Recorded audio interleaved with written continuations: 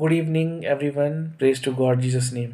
Today, words of God is from the book of Proverbs, chapter number 5, and I will speak in Hindi language.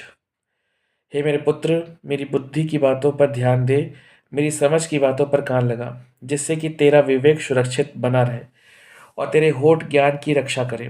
व्यभिचारिणी के होठों से मधु टपकता है और उसकी बातें तेल से भी अधिक चिकनी होती हैं, परंतु उसका परिणाम चिरायता सा कड़वा और दो धारी तलवार जैसा पहना होता है। उसके पैर मृत्यु की ओर जाते हैं और उसके पग अधोलोक तक पहुँचते हैं। वह जीवन के मार्ग पर ध्यान नहीं देती, उसके चाल चलन में चंचलता है, पर वह इसे नहीं जानती। इसलिए अब मेरे पुत्रों, मेरी सुनो और मेरे मुंह के वचनों को त्याग ना दो। ऐसी स्त्री से दूर ही रहो और उसके घर के द्वार के पास भी ना जा। ऐसा ना हो कि तू अपना पौरुष दूसरों को और अपना जीवन किसी निर्दयी को सौंप दे या पराए तेरी कमाई से खाए।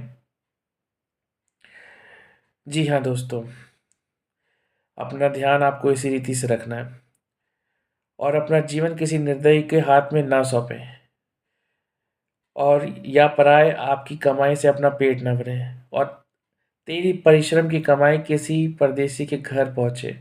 ऐसा ना हो और तू अपने अंतिम समय में, जबकि तेरा शरीर और मांस छीन हो चुका है, तब तू कराह कर कहे, हाय मैंने शिक्षा से कैसा वैर किया और अपने हृदय की चेतावनियों को तुच्छ जाना।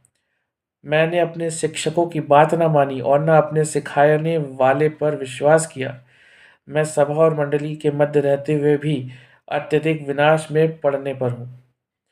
तू ही अपने ही कुंड का पानी पीना और अपने ही कुएं के सोते के जल पिया करना। क्या तेरा जल स्रोत यहाँ वहाँ फैल जाए और क्या उनका पानी सड़कों में बह जाए? वे केवल तेरे ही लिए हो, अधर्म तेरे ही लिए हो, अर्थात तेरे साथ परदेशियों के लिए नहीं। तेरा सोता धन्य रहे और तू अपनी जवानी की पत्नी के साथ आनंदित हो। हे मेरे पुत्र, तू क्यों व्यभिचारिणी स्त्री पर अक्सत हो और क्यों किसी पराई स्त्री को सीने से लगाए? ध्यान रखें, अपने आप को हर एक पवित्रता से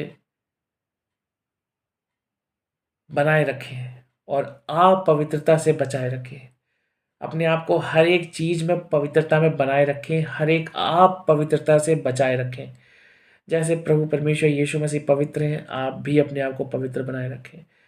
निरंतर आपको प्रार्थना में बने रहना है, कभी भी थकना नहीं है, बुराइयों से दूर भागना है।